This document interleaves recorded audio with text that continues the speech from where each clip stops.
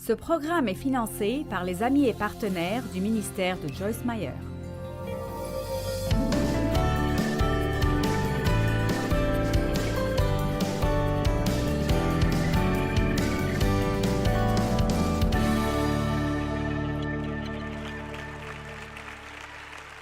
Merci d'être là. Nous sommes si heureux de vous avoir ici. Aujourd'hui, je voudrais vous parler de quelque chose que je n'ai jamais vraiment enseigné spécifiquement. C'est quelque chose dont j'ai parlé, j'ai encouragé les gens à faire, mais je veux vous parler de l'évangélisation personnelle, de comment nous sommes tous appelés à partager l'Évangile avec les gens. Pas besoin d'avoir révérend devant votre nom pour être une personne appelée à parler aux autres de Jésus.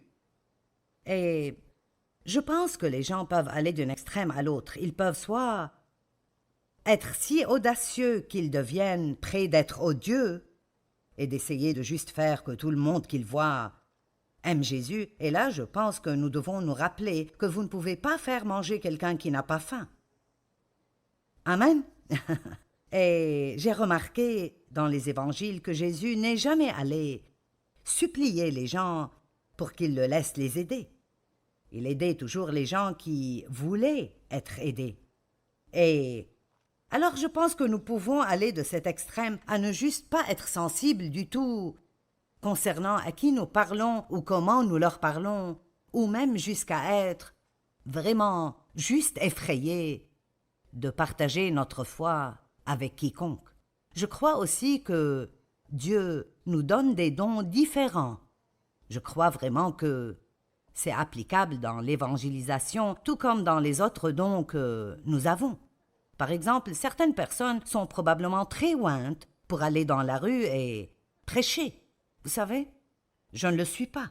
Je pense que beaucoup de gens peuvent juste approcher n'importe qui et leur parler de Jésus.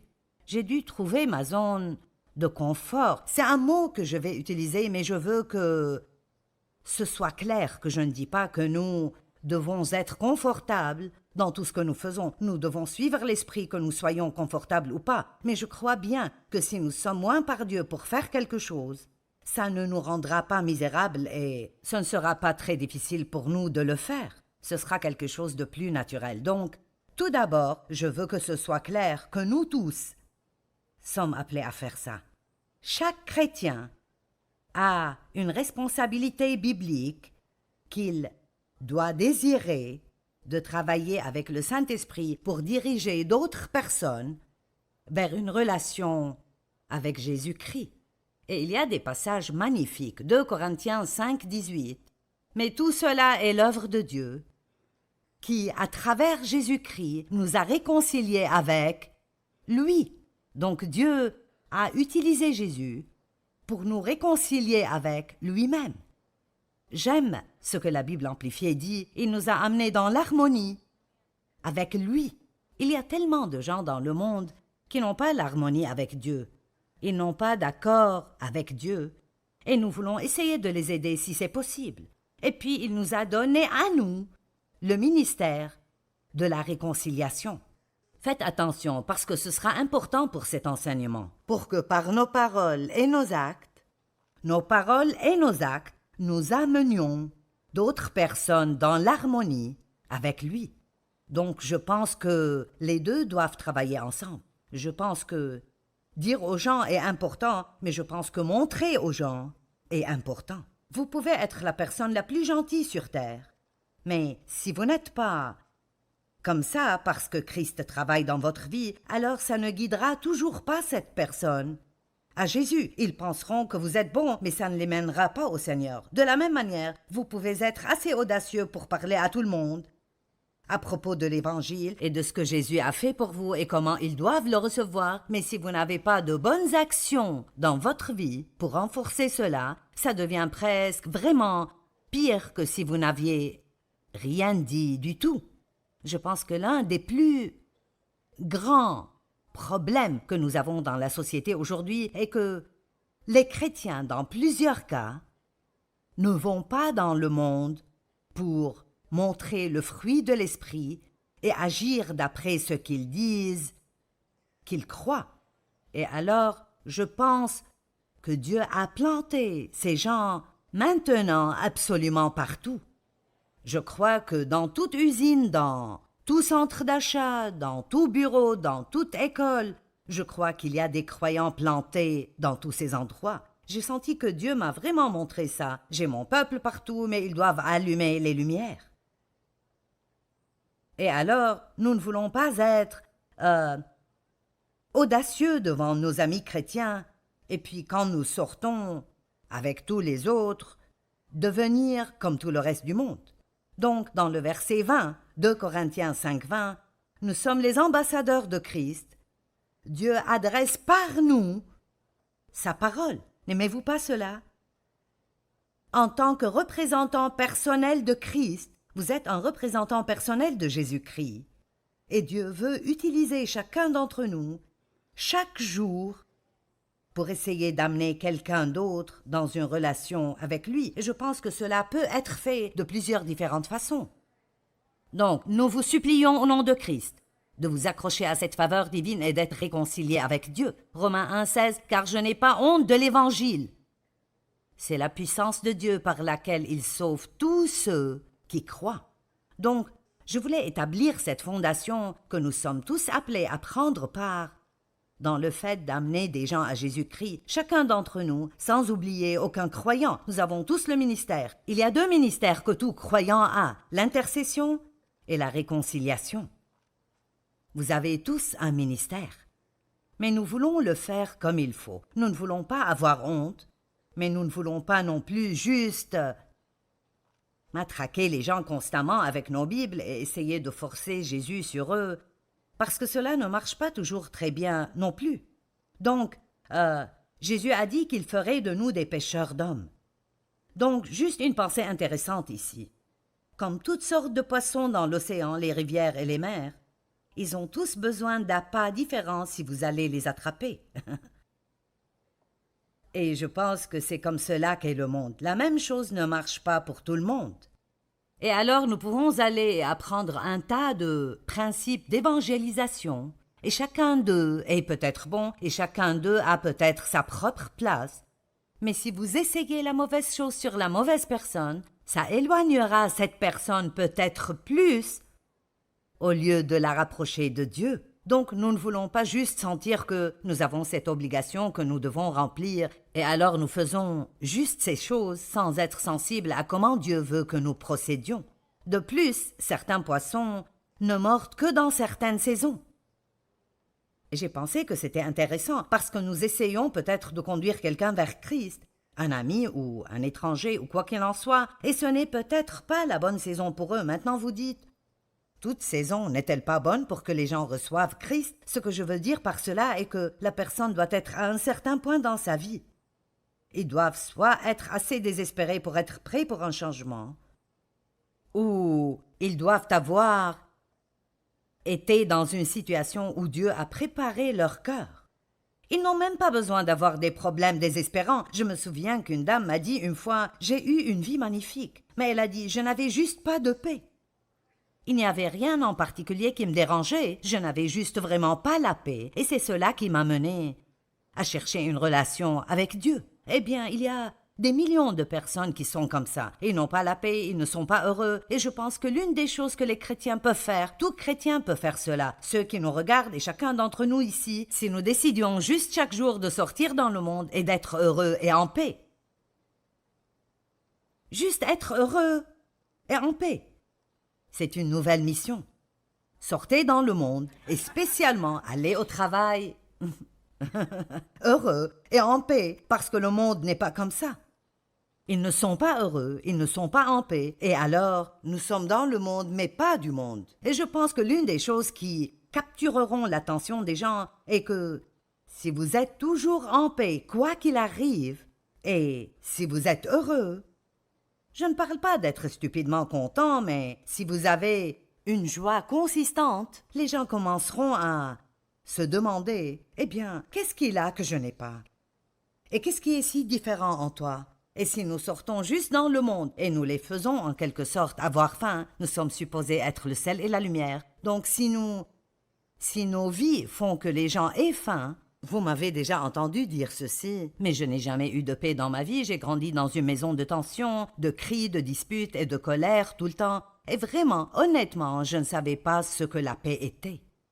Je ne savais vraiment pas ce que c'était d'avoir la paix. Eh bien, quand j'ai épousé Dave, il est juste le sommet de la paix, et pendant un temps, ça me dérangeait presque, parce que je pensais, tu dois t'énerver à cause de ces problèmes que nous avons. Et il ne faisait pas cela, mais après un certain temps, j'ai voulu ce qu'il avait. J'ai pensé, s'il peut avoir cela, alors je peux l'avoir aussi. Donc chaque personne qui nous regarde aujourd'hui, je vous demande de sortir dans le monde, d'être heureux, d'être en paix, et puis quand les gens vous demandent « Comment peux-tu être si heureux quoi qu'il arrive? Comment peux-tu avoir tellement de paix? Pourquoi n'as-tu pas peur de ce qui arrive dans le monde? » Puis vous avez l'opportunité de dire « Vous savez, j'étais comme cela. » Je pense que c'est toujours bon de dire aux gens « J'étais comme ça. » Ne faites pas penser aux gens que vous êtes parfaits et que vous n'avez aucun problème. J'étais comme cela, j'avais beaucoup de peur dans ma vie. Je m'inquiétais tout le temps, j'étais énervée tout le temps.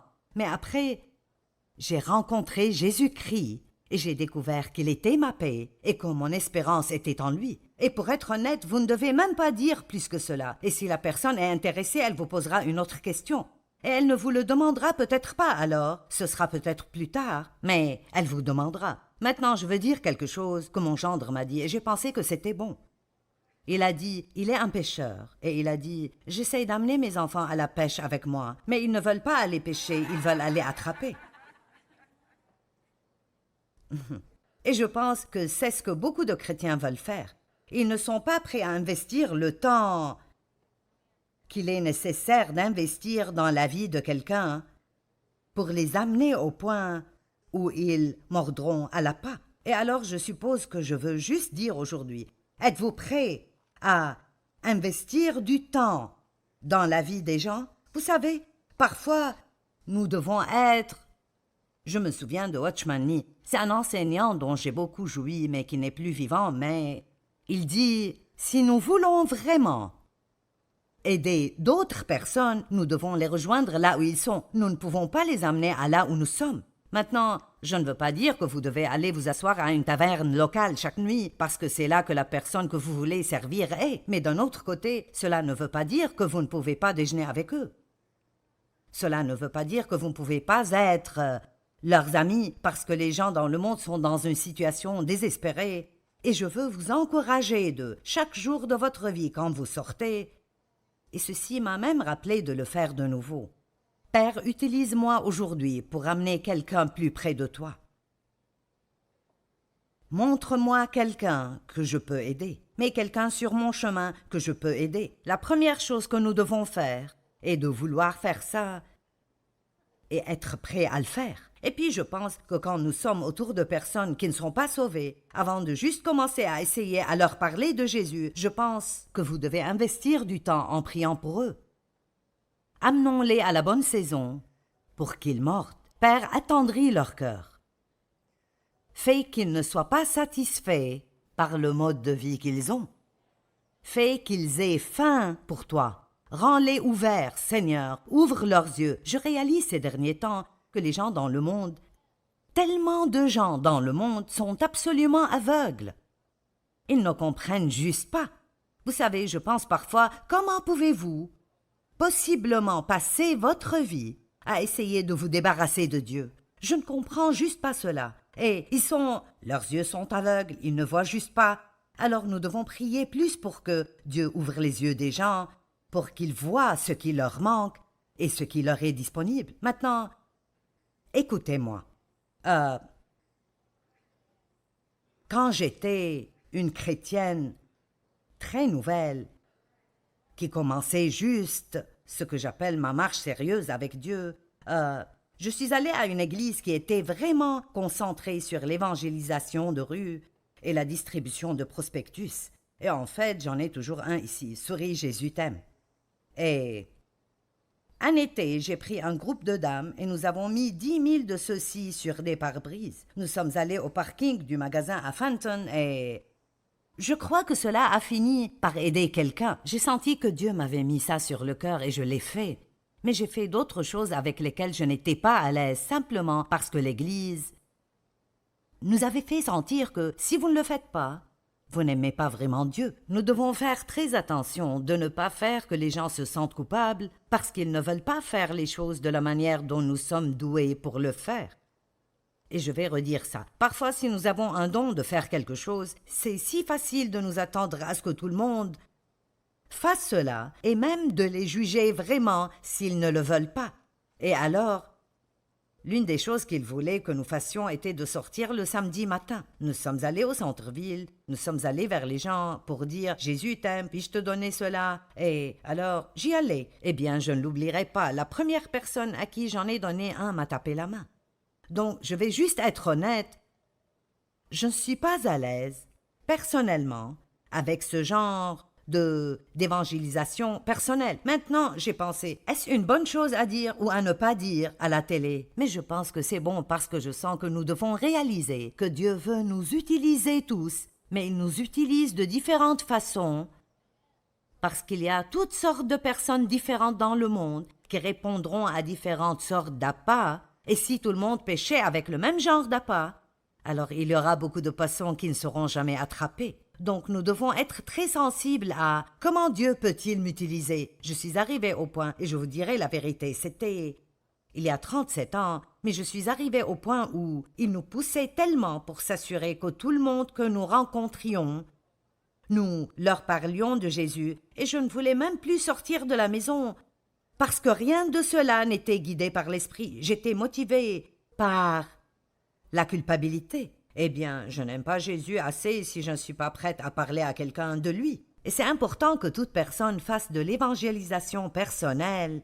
Mais c'est aussi important que vous trouviez la bonne façon pour vous et la bonne façon pour la personne que vous essayez de servir. Donc, quelques suggestions. Ça devrait être facile pour à peu près tout le monde. Invitez des gens à l'église. Simple, oui ou non, vous savez.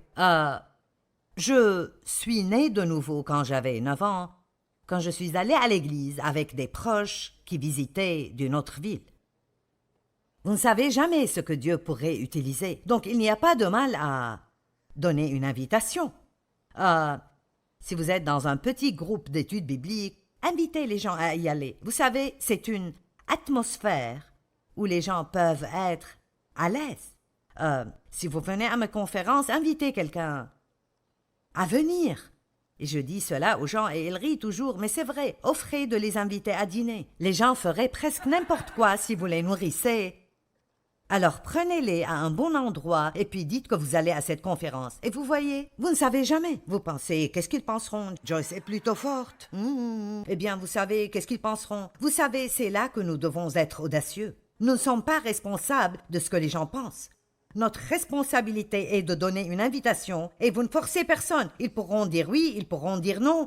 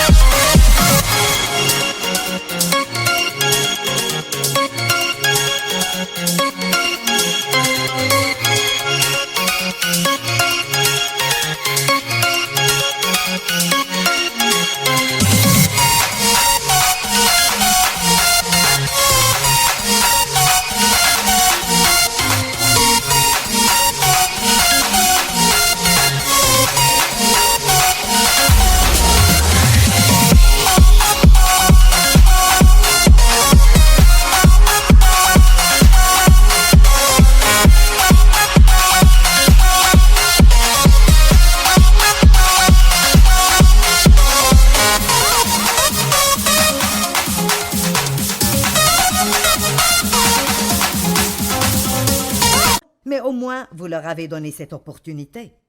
Alors, je veux vraiment vous encourager à être impliqués. Une autre chose que vous pouvez faire est de garder des livrets, des livres, ou des prospectus, ou quoi que ce soit d'autre, avec vous en tout temps, quand vous sortez. Comme ma fille Sandra, elle porte une boîte pleine de mes livres dans le coffre de sa voiture. Donc, pour donner un exemple, elle paye à la caisse d'un magasin. Elle est très amicale. Comment vas-tu? Ce n'est pas un très bon jour, un temps difficile. Vous savez, nous devons être équipés pour dire plus que c'est dommage. Nous avons la réponse des gens. Et alors, au moins dites « Oh, je suis désolé, je prierai pour toi. » Et puis faites-le. Juste même dire à quelqu'un que vous prierez pour lui peut lui dire quelque chose sur le fait que Dieu s'occupe de lui.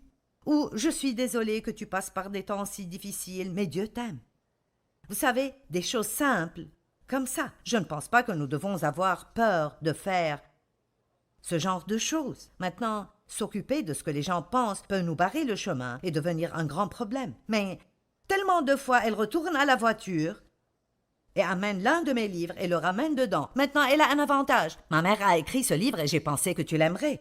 Mais vous pouvez...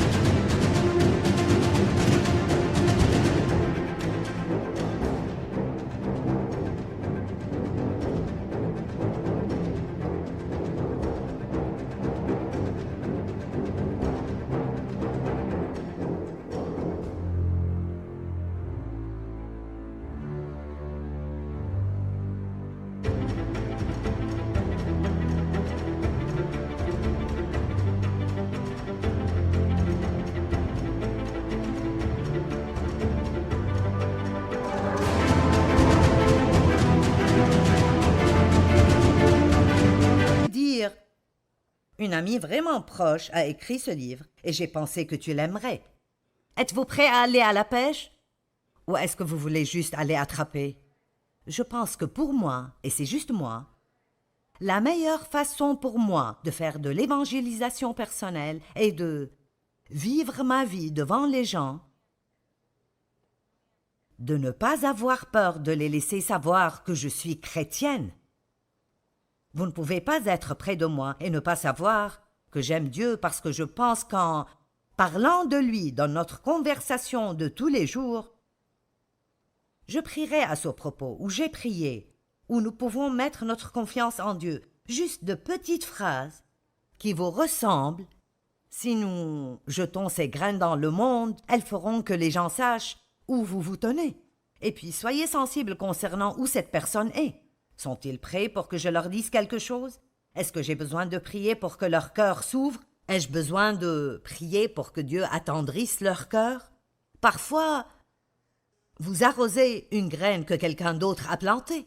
Parfois, vous plantez une graine et vous ne voyez jamais la récolte. Quelqu'un d'autre vient et l'arrose, et puis Dieu amène une récolte. Tout ce que nous devons faire est juste d'être ouverts à Dieu pour faire les choses qu'il veut que nous fassions. Laissez-moi clôturer avec Matthieu 5. Vous êtes la lumière du monde. Une ville au sommet d'une colline n'échappe pas au regard. Il en est de même d'une lampe. Si on l'allume, ce n'est pas pour la mettre sous une mesure à grains. On la fixe sur un pied de lampe pour qu'elle éclaire tous ceux qui sont dans la maison. Alors n'allez pas à l'église le dimanche pour que votre lumière s'allume et puis allez au travail le lundi et vous mettre la tête sous un panier pour que personne ne vous juge ou critique parce que vous êtes chrétien. Que votre lumière brille devant les hommes pour qu'ils voient votre excellence morale et vos actes dignes de louange, pour qu'ils voient le bien que vous faites et qu'ils en attribuent la gloire à votre Père céleste. Je dis cela tout le temps, mais l'une des meilleures façons de servir un pécheur est de faire quelque chose pour lui quand il a un besoin, spécialement si c'est quelqu'un qui a peut-être été méchant envers vous ou qui vous a critiqué ou jugé. Maintenant, je veux dire ceci dans ce message aussi, vous savez. L'une des choses dont nous pouvons être très coupables en tant que chrétiens est de nous entourer de chrétiens. Parce que c'est plus confortable pour nous et nous ne nous mettons pas dans une position où nous pouvons servir des non-croyants parce que franchement, il n'y en a pas tellement dans nos vies. C'est facile d'avoir juste notre petite culture chrétienne avec notre petite langue chrétienne et nos livres chrétiens et nos CD chrétiens et nos amis chrétiens et notre musique chrétienne sans jamais sortir de ce domaine. Pasteur Mike m'a dit quelque chose un jour que j'aime vraiment. Il s'exerce régulièrement et j'ai dit « Pourquoi tu ne t'entraînes pas à la maison ?» Et il a dit « Je vais exprès à la salle de gym parce que c'est là où je suis entouré de non-croyants. » Et j'aime cela. Et il y a 2 autres choses qu'il fait que je ne mentionnerai pas. Il va exprès vers ces gens au lieu de choisir un chrétien qui pourrait faire la même chose. Il va vers eux exprès parce qu'il veut être disponible si Dieu a besoin de lui. Amen. Maintenant, il m'a dit récemment, Dieu m'a vraiment mis sur le cœur cette année qu'il veut que j'aime plus d'étrangers. Et j'ai dit, oh, c'est bon, moi je travaille toujours sur mes amis. Je blague, mais nous pouvons nous entourer de chrétiens et nous n'obtenons jamais l'opportunité de servir des non-croyants. Laissez-moi finir avec ce verset. J'ai dit que j'allais finir avec le précédent, mais je n'ai pas dit la vérité. Matthieu 9,10. Un jour, Jésus était à table chez Matthieu. Or, beaucoup de collecteurs d'impôts et de pêcheurs notoires étaient venus et avaient pris place à table avec lui et ses disciples. Pouvez-vous imaginer comment les gens religieux de ce jour ont répondu à cela? Ils s'assiedent à table et voici qu'il y a tous ces pêcheurs essentiellement mauvais qui viennent et s'assoient avec lui et il les accueille comme s'ils étaient juste les personnes les plus géniales. Les pharisiens demandèrent aux disciples « Pourquoi votre maître mange-t-il avec des collecteurs d'impôts et des pêcheurs notoires ?» Mais Jésus, qui les avait entendus, leur dit « Les bien portants n'ont pas besoin de médecins.